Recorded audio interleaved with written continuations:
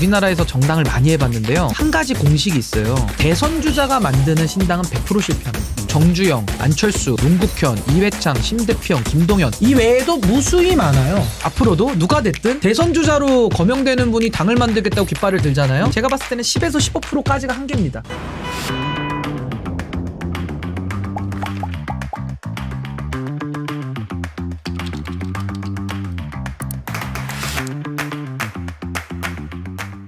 다음은 똑같은 주제지만 대상은 다릅니다. 바로 민주당이죠.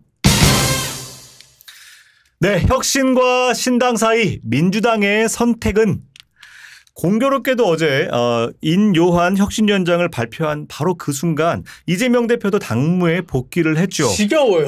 이재명 없어졌다 복귀하고 지겨워요. 예, 뭐 또 잊을만하면 또 복귀하시고 또 이렇게 단식도 하시고 하는데. 저는 얘기를 하는 거 수박이신 거예요? 왜? 아 이분은 또 저기 없어요. 당적이 없으신 거예요? 당적이 전혀 없는 분인데. 저는 근데 민주당 뉴스는 안 하고 싶어요. 아니 뭐 변화가 있어야 뉴스지. 이거 뭐 똑같은데. 근데 그런 건 있어요. 민주당 얘기를 할 때 네. 동접자가 좀 떨어지는 경향은 있어요. 아 그래요? 그러니까 뭔가 이렇게 뻔한 얘기가 좀 많이 나온다. 아니 그런 경향이 변화가 없잖아요. 그렇죠. 자 아무튼간에 당무를 복귀하셨어요. 그래서 구속영장 기각 이후에 당내 갈등 봉합을 과연 해낼 것인가 못할 것인가 이게 또 관건이라고들 보는데 과연 이재명 대표 앞으로의 행보 어떻게 갈 것 같으세요, 장관님? 근데 저는 이재명 대표에 대한 정치적 리더십을 더 두고 볼 게 있나요? 전 평가가 이미 끝났다고 보는데요. 평가 끝났다. 네, 아니 그러니까 이거는 이재명 대표의 전 사법 리스크를 빼고 얘기하는 건데 그냥 그걸 빼더라도 이재명 대표가 지난 당대표가 된 이후에 벌써 1년이 넘지 않았습니까? 넘었죠. 1년 넘게 한 게 뭐가 있죠? 저는 그 한 거라 그러면은 뭐 예를 들어 당원당규 개정, 당원당규 개정 내지는 그 제명 전체주의의 강화 그리고 이제 그 체포동의안 그 국면에서 부결을 호소했던 이런 장면이 떠오르고 그 이후에는 당원들의 그 열혈 당원들의 그 수박 당도 체크 그걸 또 그 색출하자고 떠들었던 정청래 최고위원 이런 모습이 떠오르거든요. 그러니까 저는 지금 민주당이 강서 선거에서 이겨가지고 상당히 좀 오만하게 생각할 수 있다. 이게 뭐 선거 다 이긴 판이고 국민의힘은 저렇게 분당되고 다 무너지니까 우리가 어부질이었지 않겠냐. 이게 전형적인 반사이익 정치거든요.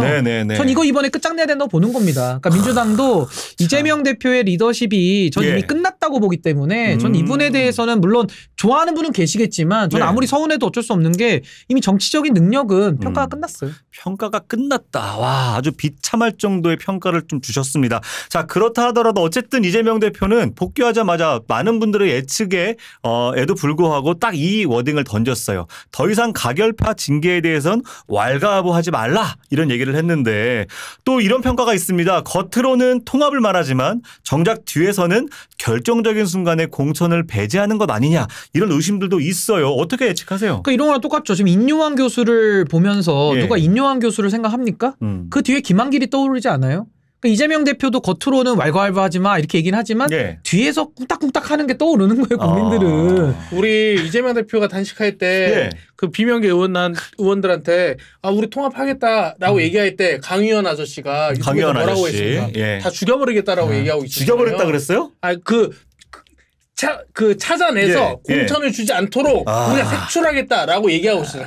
아니 그러니까 저는 이렇게 봐요. 그 정수기 필터가 고장나면 흙탕물이 들어가서 흙탕물이 나오는 거거든요. 그렇죠. 그 필터가 고장나면. 그러니까 이재명 대표라는 정수기에 통합이란 단어를 넣으면 그 통합이란 단어가 오염이 되는 거고요. 지금 국민의힘에도 그 안에 자유라는 단어를 넣으면 자유가 오염되고 혁신이란 단어를 넣으면 또 혁신이 오염돼요. 그러니까 저는 이게 정치권이 지금 오염된 상태에서 어떠한 움직임에 혁신과 뭐 개혁과 뭘 부르짖어도 국민들 보기에는 양치기 소년들이다. 좀 그렇게 봅니다. 민주당에 대한 아주 참혹한 비판이 계속 이어지고 있습니다. 어찌 보면 앞서서 국민의힘과 거의 비슷한 수준의 모두까지 지금 비평이 이루어지고 있는데요. 자, 이재명 대표. 근데 여기서 국힘은 저는 그렇게 생각하잖아요. 국힘은 혁신위도 만들고 현수막도 떼고 그러니까 뭐라도 하잖아요. 뭐라도 하잖아요. 잘하진 않잖아요. 아니, 잘하진 않지만 뭐라도 하려고 그러잖아요. 하려고 했지. 의지는 있어요. 이번에 시도를 한번 했어요. 그러니까 뭐 화장이라도 하겠다. 근데 민주당은 어쩌라 하더라고. 내 맨 얼굴이 이런데.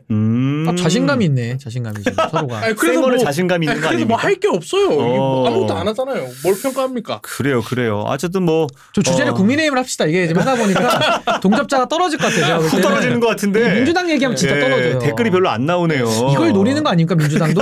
재미없게 만들어서 오히려 언급이 안 되는 전략을 쓰는 것 같은데. 무풀이 악플보다 낫다. 저희가 어쨌든 중립과 또 균형을 유지하는 시사 방송이기 때문에 그래도 이어나가야 됩니다. 이재명 대표 구속영장 기각 이후에 검찰은 판정패 당했다 이런 분석들이 있죠. 그렇지만 또 줄줄이 이어질 또 재판 일정 때문에 재판 리스크라는 또 다른 이름이 등장하기 시작했어요. 자, 이재명의 당대표 체제로서의 총선 준비 가능할까요? 제가 변호사 아니겠습니까? 저는 매일 업을 송사로 하는 사람이기 때문에 정치 영역에서 이렇게 재판 얘기하는 거 이제 좀 지겹습니다. 전 안 했으면 좋겠고요. 이제 법원의 시간이니까 이재명 대표에 대한 영장 청구, 이제 검찰의 영장 청구도 어느 한 국면이 넘어갔고 저는 당시에도 영장 기각을 예상을 했고요. 이게 영장 치는 것 자체가 좀 무리수였다. 근데 그것이 이재명 대표의 죄가 없다의 의미는 아니에요. 유무죄 판단은 사법부가 법과 양심에 따라서 법관이 판단을 할 거기 때문에 전 법원의 시간에 넘겨주는 게 좋을 것 같고요. 민주당은 근데 또 그 얘기 빼면 또 할 얘기가 없잖아요. 이게 민주당의 문제다.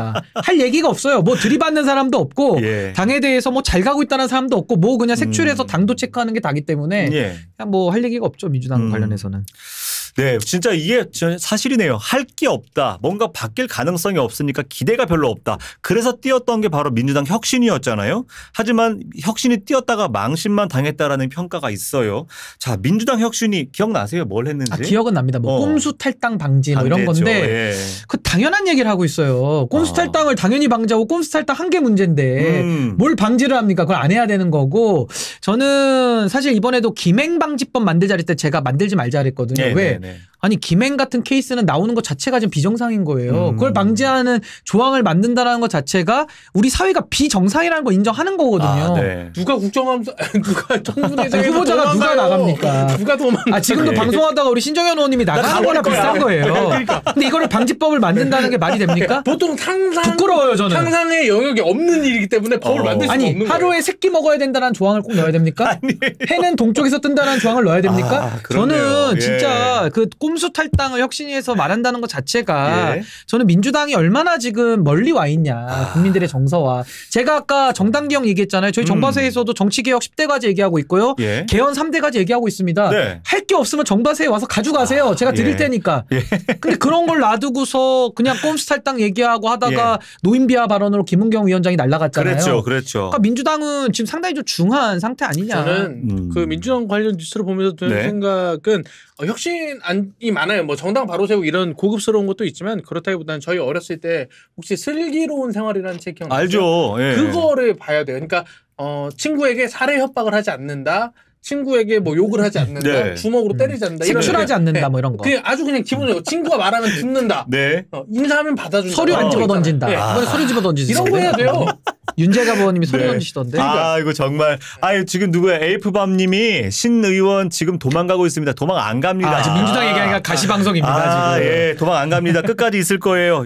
자, 그래서 이제 좀 희망적인 얘기를 좀 들어보고 싶어요. 뭐냐면, 자. 혁신위가 무위로 끝났습니다. 맞아요. 인정해요. 실패했죠. 그래서 민주당 스스로 혁신할 수 있겠다라는 기대가 사라진 것도 사실입니다. 하지만 지금부터라도 민주당 혁신 드라이브 걸 수 있을까요?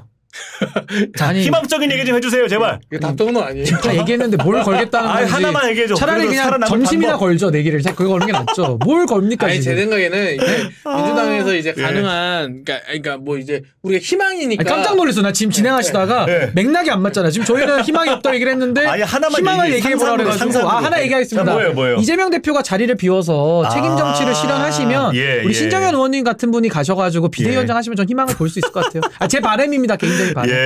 저는 그 생각을 좀 해요. 이제 국민의힘이 아무튼간에 역동성을 되찾고 되게 엉망진창인 당이었거든요. 새누리당이. 근데 이준석 대표 나오면서 이준석 대표가 좋다 나쁘다가 아니라 아무튼 역동성이 생긴 거잖아요. 윤석열도 나오고 그거는 전적으로 권력의 공백 상황 때문이라고 생각해요. 박근혜와 친박이 날아가는 바람에 공백 상황이 생기고 이 상태에서는 경쟁을 할 수 있는 거죠. 우주공산이니까. 근데 지금은 이재명 대표와 친명들이 너무 꽉 잡고 있기 때문에 여기에서는 뭐 경쟁이라든가 권력의 공백이 없어서 역동성이 없어요. 그러니까 뉴스가 안 된다라는 게 고정되어 있는 거기 때문에 이게 역동성이 뭐 할 게 없는 그리고 거예요. 제가 네. 가장 많이 듣는 질문이 왜 국민의힘을 선택했냐라는 질문 제일 많이 들어요.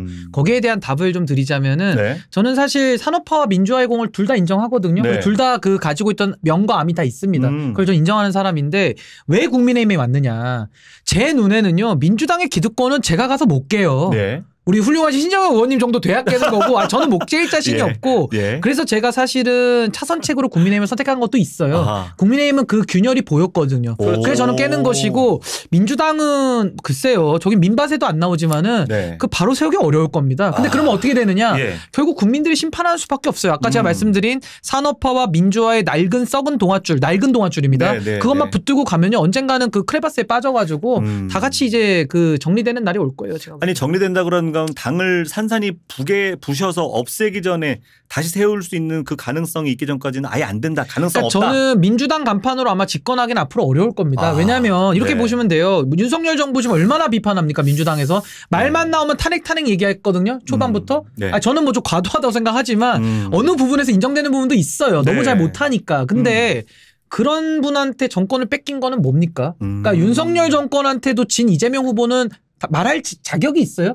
그럼 당연히 책임지고 더 쇄신해서 예. 더 좋은 상품을 국민 앞에 내보여야 되는데 네. 그냥 이재명 후보로 우기고 간 게 지금 이재명 대표 체제 만든 거 아닙니까? 근데 할 말이 있냐고 민주당이. 할 말이 네. 없죠. 자, 이 상황에서 이렇게 지금 양쪽에서 제가 지금 귀에 피 나올 정도로 희망 얘기하지 마세요. 지금 없으니까. 절망 얘기만 듣고 있는 상황인데도 불구하고 민주당 출신 국회의원들이 만든 신당은요 여전히 주목받지 못합니다. 바로 금태섭 신당과 양향자 신당이죠. 네. 그 이유는 뭐라고 보세요? 저는 이제 수학적으로 표현하자면 0 곱하기 0은 0이에요. 그러니까 제가 말씀드린 건 그거예요. 그 지금 나오신 분들이 네. 안티테제, 그러니까 비토로만 나왔거든요. 그러니까 누구 다 싫다. 네. 그럼 이제 중간에 40% 사람들이 있으니까 나를 좋아해 줄 거야 라고 네. 하는데 우리가 소개팅을 나가도 1번, 2번 싫을 수 있어요. 그렇다고 네. 꼭 세 번째 만나는 사람하고 사귀는 게 아니거든요. 세 번째 나온 사람이 내 마음에 들어야 사귀는 거예요. 네. 똑같은 논리입니다. 근데 이분들은 지금 살짝 착각하고 1번, 2번 이제 국민들이 싫어하니까 우리밖에 없잖아. 우리한테 오겠지 이렇게 생각하는데 그럴 때 이제 쓰는 옛날 말이 이제 구간이 명간이다라는 말이 있어요. 네. 그러니까 사람들은 1번, 2번으로 또 돌아갑니다. 그래서 중간지대가 쉽지 않고요. 중간지대가 잘 되기 위해서는 저는 분명히 수요는 있다고 보는데 완전한 새 시대를 완전히 이끌고 가 새로운 세력이 나와야 된다. 그러니까 쉽게 말하면 포장지와 내용물이 싹 다 바뀌어야 돼요. 근데 그거를 할 수 있는 능력이 저는 양양자, 금태섭 이분들, 그러니까 기성 정치를 오래 하셨던 분들에게는 저는 죄송하지만은 그걸 담아낼 그릇은 되게 어렵다. 그럼 이제 마찬가지 질문이에요. 국민의힘 출신과 민주당 출신 거기에 플러스 정의당 진보신당에 아우르는 빅텐트 설도 지금 막 나오고 있는데 이것도 그럼 불가능하다고 보시겠어요? 제가 수학적으로 말씀드렸잖아요. 0 곱하기 0은 예. 0입니다. 그러니까 쉽게 말해서 바른미래당 사례를 좀 소개해드리자면은 그냥 보수진보 아우르면서 싹 다 합치자예요. 그러면 이제 비빔밥 만들어서 통합론으로 가는 건데 그렇게 되면 이제 어떻게 되느냐. 양쪽에서 버리죠. 왜? 그렇죠. 색깔이 없으니까. 그래서 결국에는 그 새로운 정치 세력을 국민들께 인정받기 위해서는요. 사직생의 각오로 죽을 각오로 100년 정당 만들겠다. 배지를 내 가슴에 못 달더라도 나는 그냥 이거 100년 정당 만드는 게 꿈이다. 라고 하고 하면요. 아마 국민들이 언젠가는 마음을 열어주시겠죠. 언젠가는. 될 때까지 한다. 근데 저는 이 말씀은 꼭 드리고 싶어요. 지금 제가 소위 말해서 나오신 분들에 대해서 박한 평가를 하는 이유가 뭐냐면요. 우리나라에서 정당을 많이 해봤는데요. 한 가지 공식이 있어요. 대선 주자가 만드는 신당은 100% 실패합니다. 제가 말씀드려볼까요? 정주영, 안철수, 문국현, 이회창, 심대평, 김동연 이 외에도 무수히 많아요. 이게 뭘 말하냐면 아까 우리 고 대표님 말씀하신 대로 사당화라는 거를 극복을 못하는 겁니다. 대선 주자가 만드는 당, 뭐 지역 기반이 있든 인물 중심이 됐든 그건 사당이에요. 근데 그 사당에서 생명력이 나옵니까? 그러니까 결국은 새로운 걸 만들어서 그거의 생명력을 통해 가지고 이 나라를 바꿔보자는 거 아니에요? 그러려면 생명력 있는 당을 만들어야 되는데 가장 큰 요인이 대선 주자 기반은 안 되는 겁니다. 근데 지금 나온 뭐 금태섭, 양양자 이분들이 대선 주자는 아니지만 결국 나오는 신당들이 앞으로도 누가 됐든 대선 주자로 거명되는 분이 당을 만들겠다고 깃발을 들잖아요. 제가 봤을 때는 10에서 15%까지가 한계입니다. 더 이상의 확장성은 없어요. 제가 볼 땐 그래요. 자, 좋습니다. 자, 양당의 독점 권력의 폐해에 어쨌든 신당설이 솔솔 나오면서 앞서 언급했던 정당들이 계속 호명되고는 있지만 그마저도 쉽지 않겠다라는 이야기를 해주셨어요. 자, 그래서 신 장관이 이야기하는 자, 과연 창당의 성공 시나리오는 무엇이어야 된다. 자, 다양한 이해관계들을 대변하는 정말로 중요한 신당의 모습은 이거여야 된다라고 짧게 한마디 좀 하신다면. 저는 이게 중요한. 저는 신당의 성공 요건은 저는 세 가지 요건으로 보는데 네. 저는 청년 주도성을 말씀드리고 싶어요. 아까 제가 시프트에서 말했던 6070 세대에서 정치 주류 기득권에 한해서만 이 독점이 풀려야 됩니다.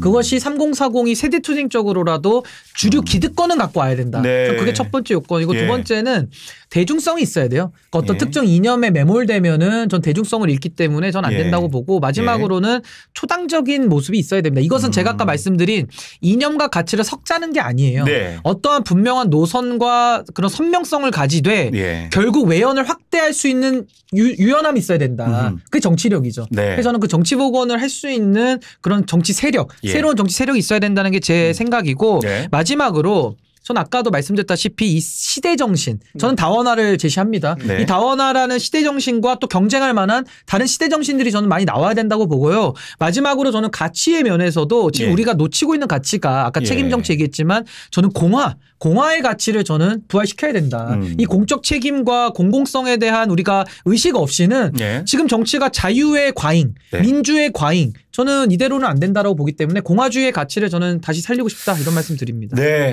오늘 정말 많은 이야기를 나눴는데 자 그렇다면 이 민주당을 바라보는 옥소 폴리틱스 시민들은 어떻게 또 느끼고 있을까요? 네, 민주당은 조사하지 않습니다. 왜냐?